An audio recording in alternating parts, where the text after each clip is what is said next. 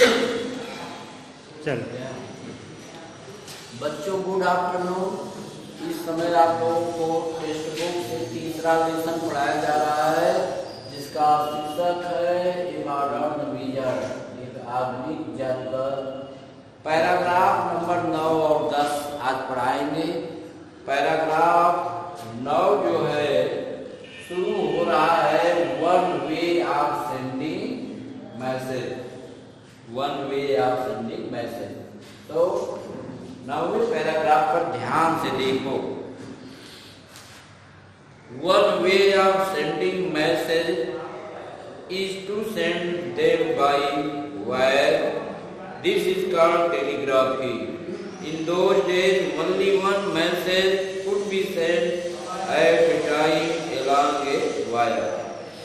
Edison worked hard in order to make it possible to send more than one message at the same time, and he got success in 1868. और सुनो यार, one way of sending messages, message में संदेश, संदेश भेजने का एक तरीका यह है to send them by wire, तार के द्वारा भेजना। संदेश, तार के द्वारा संदेश भेजना भी एक तरीका है, एक उपाय। This is called telegraphy.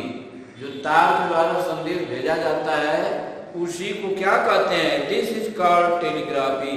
इसी को टेलीग्राफी कहते हैं। इसी को कुछ लोग कहते हैं तार मार दीजिए या तार भेज दीजिए, तो लोग कहते हैं पढ़े लिखे लोग कि टेलीग्राम भेज दीजिए। अच्छा, this is called telegraphy. In those days only one message could be sent at a time along a wire.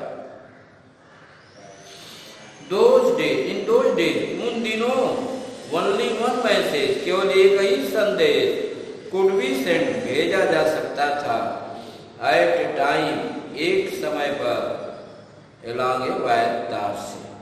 कहता है कि उन दिनों एक ही समय पर केवल एक ही संदेश भेजा जा सकता था। एक ही समय पर 2, 3, 4 संदेश नहीं भेज सकते थे। तो उस दिनों एक ही समय पर केवल एक ही संदेश भेजा जाता था या भेजा जा सकता था। Edison worked hard in order to make it possible to send more than one message at the same time. लेकिन एडिसन ने वर्क हार्ड, कठिन परिश्रम किया, in order to make it possible, इसको संभव बनाने के लिए। क्या चीज संभव बनाने के लिए? To send more than one message, यानी एक संदेश की अपेक्षा मोर, अधिक संदेश को भेजना, एट द सेम टाइम, एक ही समय पर। लेकिन एडिसन ने एक ही समय पर एक से अधिक संदेश भेजने के लिए बहुत कठिन परिश्रम किया। एक ही समय पर एक से अधिक संदेश भेजने के लिए एडिसन ने युक्ति लगाई, सोचा, मशीन उत्पन्न किया। इसके लिए उसने बहुत कठिन परिश्रम किया। तो and he got success in 1868, और वह इस उद्देश्य में 1868 ईस्वी में सफल हो गया। अर्थात ऐसी मशीन का आविष्कार किया, निर्माण किया कि एक ही समय में एक से अधिक संदेश को भेजना संभव हो गया। पहले इम्पॉसिबल था। और पैराग्राफ नंबर 9 पर ध्यान से देखो। The following year Edison went to New York, यहाँ से शुरू हो रहा है। The following year Edison went to New York in search of work. आने वाले वर्ष में एडिसन न्यूयॉर्क गया इन सर्च ऑफ वर्क, नौकरी के तलाश में, काम के तलाश में। अगले वर्ष, आने वाले वर्ष में एडिसन काम के तलाश में, नौकरी के तलाश में न्यूयॉर्क गया। After some time he got a job in a good company. After some time, कुछ समय के बाद, he got a job. Job means नौकरी या काम। कुछ समय के बाद वह एक काम या एक नौकरी पा गया इन ए गुड कंपनी, एक अच्छे कंपनी में। While working there, he improved a machine for sending message. While working there, वहाँ पर काम करते वक्त या काम करते समय उसने संशोधन कर दिया। Improved means संशोधन कर दिया। ये मशीन, एक मशीन में जो कि संदेश भेजने का काम करती है। उसमें काम करते समय एक ऐसी मशीन जो संदेश भेजने का काम करती थी, कुछ उसमें मिस्टेक, त्रुटि आ गया, उस त्रुटि को तुरंत सुधार दिया। और ही showed his new device to general लीफर्स। उसने शोड मीन्स दिखाया अपनी नई डिवाइस, युक्ति या उपाय। उसने अपनी नई युक्ति या नई उपाय को दिखाया टू जनरल लीफर्स। उस कंपनी के जनरल लीफर्स को एक नई युक्ति दिखाया। Who was the president of company?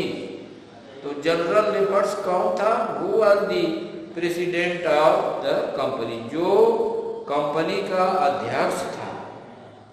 He hoped that he would be able to sell it for about $4,000.